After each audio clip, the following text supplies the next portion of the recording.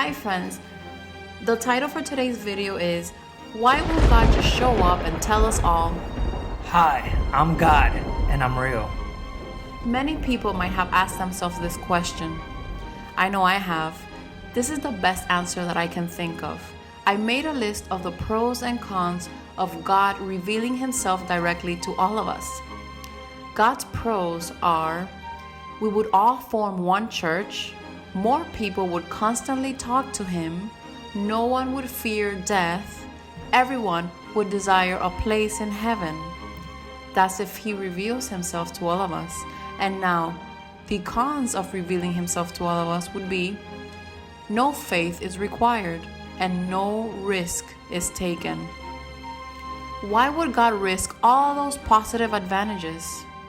Before I continue, I want to tell you about a movie I saw, The Invention of Lying, which I believe mocks Christians or anyone that believes in the man in the sky, as they called him, because this movie implies that God is made up.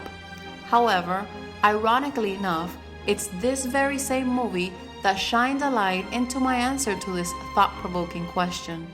In this movie, humanity lived in a world where lying was never invented and people couldn't help but be rude and brutally honest with each other. But one man realized he was gifted with the ability to say what isn't. And so he started to lie to become rich and marry an out-of-his-league girl.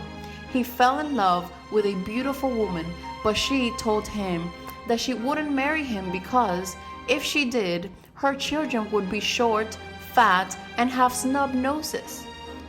But because of all his lies, he was famous for knowing things no one else knew. So she asked him, "If I marry you, will my children be beautiful?" All he had to do to finally get the girl of his dreams was to give her the certainty she desired by saying yes. He totally could have, but he chose not to.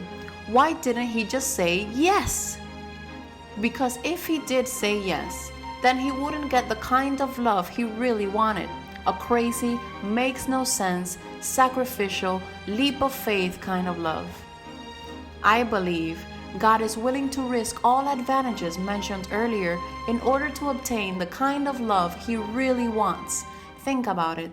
Who loves more? Someone that risks a lot or someone that risks nothing? The person that risks more loves more. The person that requires faith risks more. They risk decades living according to God's will, hoping that He's real.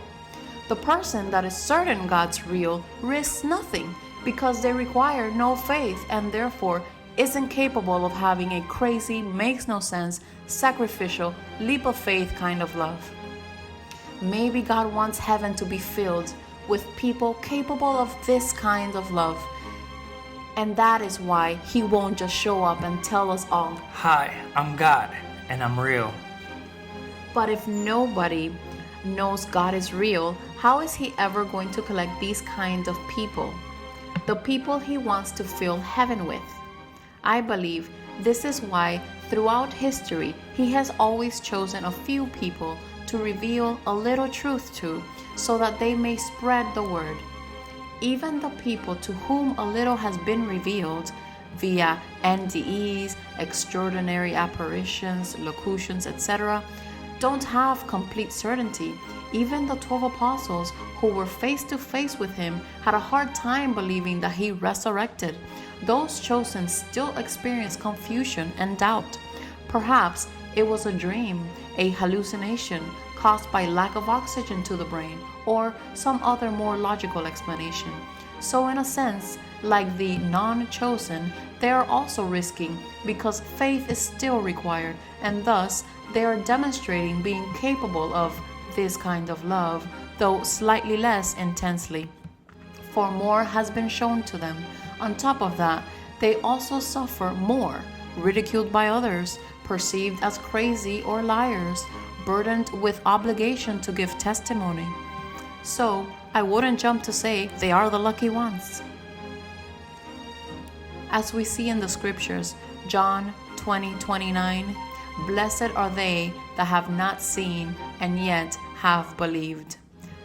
That's all I have, friends. And remember, do always what God wants and want always what God does. And if it did not turn out the way you wished, have faith that it is better that way, for God knows more than you.